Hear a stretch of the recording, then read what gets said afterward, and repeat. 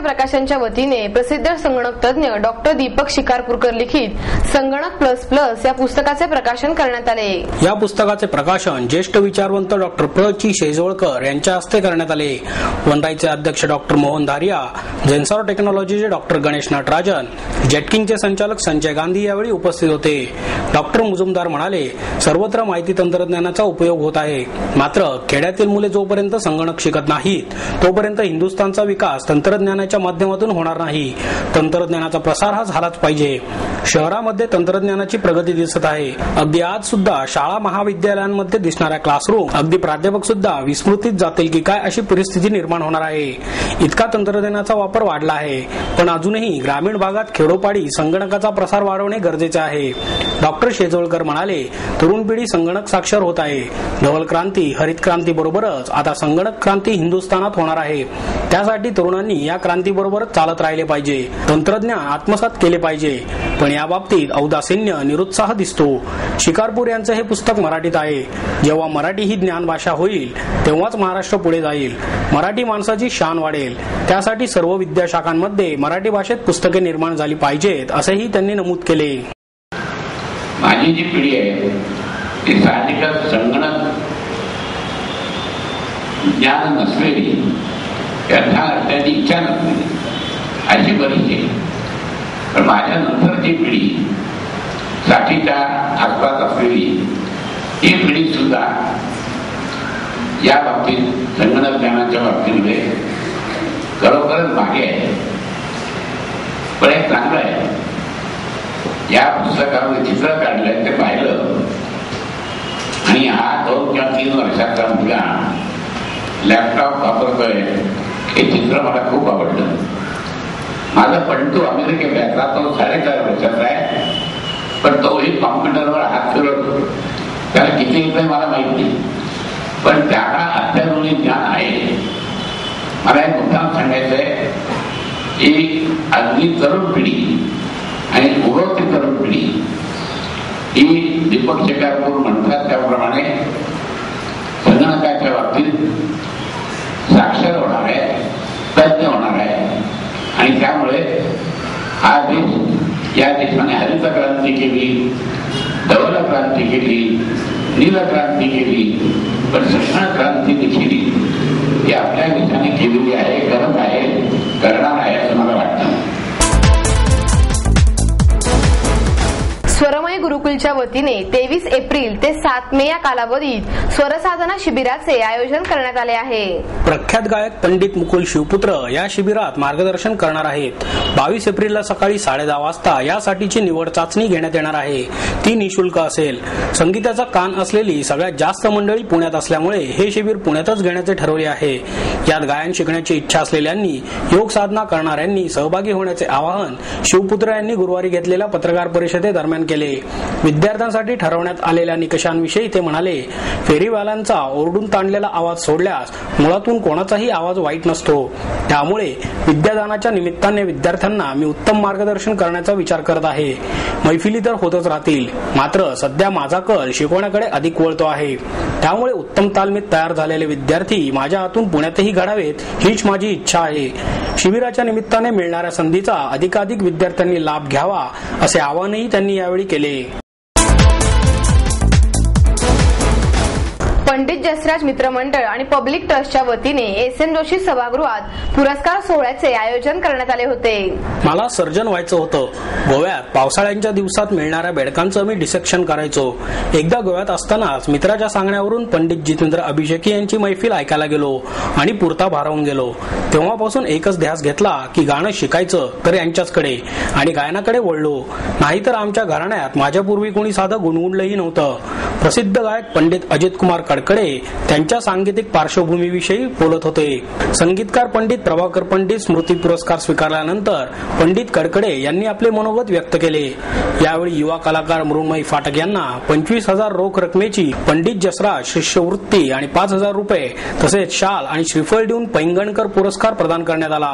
हे दोन्ही पुरस्कार कलाकारांना दाजी काका गाडगीळ यांच्या हस्ते प्रदान करण्यात आले। प्रभाकर पंडित म्हणजे हाडाचे शिक्षक होते। आपण सांगितलेली रचना, चाल समोरच्या गायक नातेवाईकाच्या डोक्यात संपूर्ण भिनेपर्यंत ते पुन्हा पुन्हा समजावत राहायचे. देवाची ये द्वारी या त्यांनी संगीतबद्ध केलेल्या भक्तिगीतांमुळेच मी घराघरात पोहोचलो.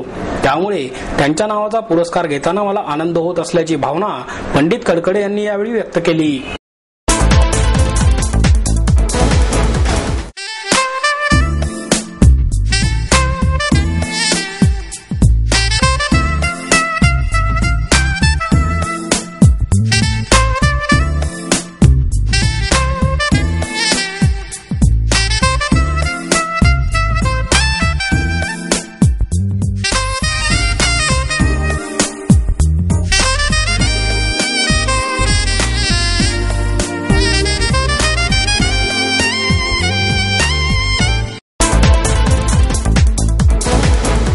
अहमदनगर येथील दी अहमदनगर मर्चंट कोऑपरेटिव्ह बँकेची पुणे शाखा नुकतीच सुरू करण्यात आली असून त्याचा लोकार्पण सोहळा 14 एप्रिल रोजी सुरू करण्यात येणार आहे.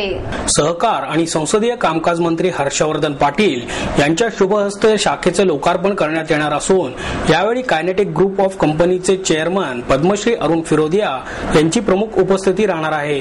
बँकेचे चेअरमन हस्तिमल मुनोत यांनी ही माहिती दिली. शनिवार दिनांक 14 एप्रिल रोजी दुपारी 4 वाजता plot number 131 gate number 1 market yard Gultekdi Pune येथे हा कार्यक्रम आयोजित करण्यात आला आहे. मर्चंट्स बँक ही अहमदनगर जिल्ह्यातच नव्हे तर संपूर्ण महाराष्ट्रात अत्याधुनिक बँकिंग सेवा सुविधा पुरवण्याच्या बाबतीत नावाजलेली बँक आहे. बँकेच्या अहमदनगर शहरात 6 शाखा असून जामखेड, औरंगाबाद येथे प्रत्येकी 1 शाखा आहे. 9वी शाखा मार्केट यार्ड येथे असून रिझर्व्ह बँकेने बँकेस तारकपूर, अहमदनगर, शेवगाव, पाथर्डी आणि श्रीगोंदा या 4 ठिकाणी शाखा उघडण्यास परवानगी दिली आहे. या 4ही शाखांचे बँकिंग व्यवसायाचे परवाने बँकेस प्राप्त झाले असून या 4ही ठिकाणी अत्याधुनिक सोयी सुविधांनी परिपूर्ण अशा बँकेच्या शाखा लवकरच सुरू करण्यात येतील. बँकेने 40व्या वर्षात पदार्पण केल्याबद्दल दिनांक 31 मार्च 2011 रोजी असलेल्या 6034 सभासदांना प्रत्येकी रक्कम रुपये 4100 ची मुदत ठेव पावती भेट देण्यास नुकतीच सहकार मंत्र्यांनी परवानगी दिलेली असून सदर ठेव पावत्यांचे प्रातिनिधिक वितरण या कार्यक्रमात करण्यात येणार आहे. अहमदनगर शहर सहकारी बँकेची ओळख ही अशी की अहमदनगरमध्ये साधारण 40 वर्षापासून अत्यंत यशस्वी अशी वाटचाल केलेली बँक आहे. अहमदनगरमध्ये आमच्या एकूण 12 शाखा आहेत आणि पुण्यामध्ये साधारण मागच्या 1.5 वर्षापासून आम्ही शाखा विस्तार हा सुरू केलेला असून पुण्यामध्ये ऑलरेडी 3 शाखा कार्यरत आहेत.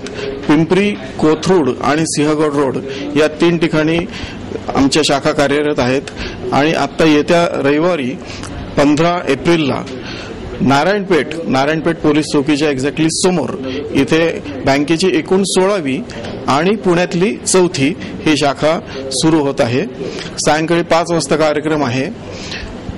अहमदनगरचेच मूळचे असलेले आणि सुविख्यात अभिनेते सदाशिव अमरापूरकर यांच्या हस्ते या शाखेचं उद्घाटन होणार आहे आणि या कार्यक्रमाचे अध्यक्ष माननीय आमदार गिरीश बापट हे असणार आहेत. बँकेचा एकूण मिक्स्ड बिझनेस हा 31 मार्च 2012 रोजी 500 कोटीच्या पुढे म्हणजे 517 कोटी आहे. बँकेच्या ठेवी 310 कोटी असून कर्जे 207 कोटी आहेत. बँकेचं वैशिष्ट्य म्हणजे मागील 8 वर्षापासून बँकेचा नेट एनपीए पर्सेंटेज म्हणजे थकीत कर्जाबद्दल आपण बोलतो ते नेट एनपीए पर्सेंटेज हे 0% आहे. त्याच्यामुळे ठेवीदारांच्या पैशाची 100% सुरक्षितता हे आमच्या बँकेचं एक प्रामुख्याने वैशिष्ट्य मी इथे विदित करू इच्छितो. अनुकंपा तत्वावरील भरतीसाठी जिल्हाधिकारी कार्यालयासमोर 4 जणांनी उपोषण सुरू केले आहे. अनुकंपा तत्वावरील उमेदवारांसाठी रिक्त पदांच्या 5% भरतीची अट रद्द करण्यासाठी 4 उमेदवार जिल्हाधिकारी कार्यालयाबाहेर उपोषणास बसले आहेत. सचिन शितोळे, अमोल कदम, मोरेश्वर पंडित आणि सचिन हगारे हे 4 उमेदवार आपला हक्क मिळवण्यासाठी झगडत आहेत. सरकारच्या अटींमुळे सेवेत सामावून घेण्यासाठी खूप विलंब होत असल्याने तसेच अनुकंपा तत्वावरील उमेदवारांना प्राधान्य देऊन जाचक अटी रद्द व्हाव्या यासाठी हे आंदोलन छेडण्यात आले असल्याचे सांगण्यात आले. उपोषणास बसलेले सचिन शितोळे म्हणाले, माझे वडील जलसंपदा खात्यात मोजणीदार या पदावर कामाला होते. 2008 मध्ये त्यांचे निधन झाल्याने त्यांच्या जागेवर अनुकंपा तत्वावर मी नोकरीसाठी दावा केला आहे. परंतु गेल्या अनेक वर्षांपासून सरकार माझ्यासारख्या उमेदवारांना डावलत आहे.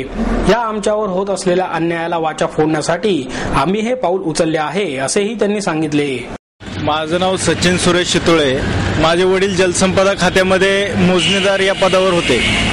2008 मध्ये त्यांचं निधन झालं, तर त्यांच्या जागावर अनुकंप तत्वावर मी नोकरीसाठी दावा केलेला आहे.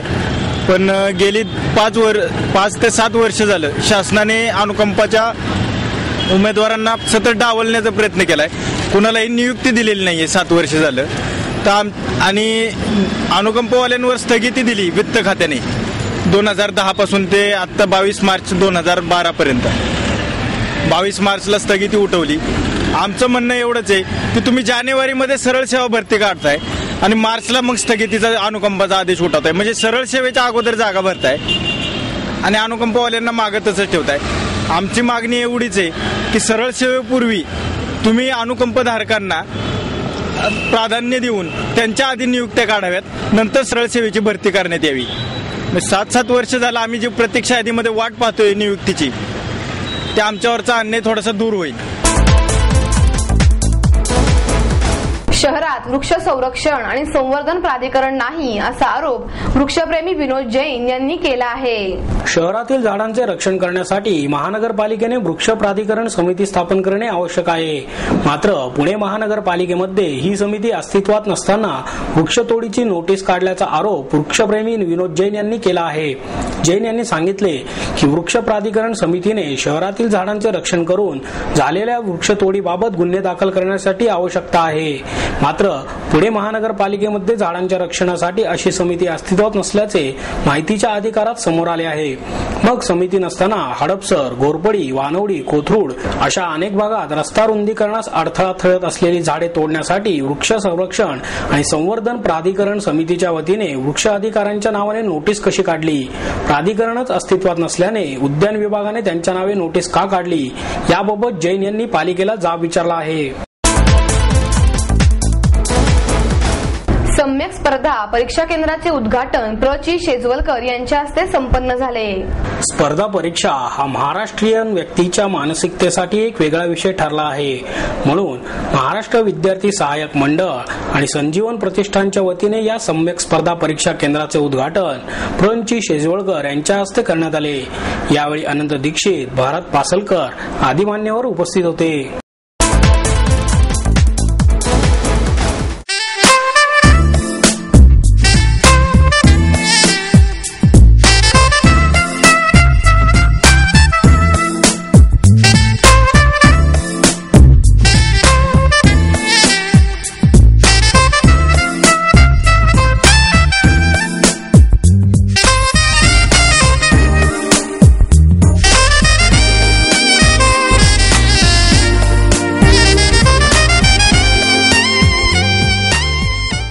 याबरोबरच हे बातमीपत्र संपलं.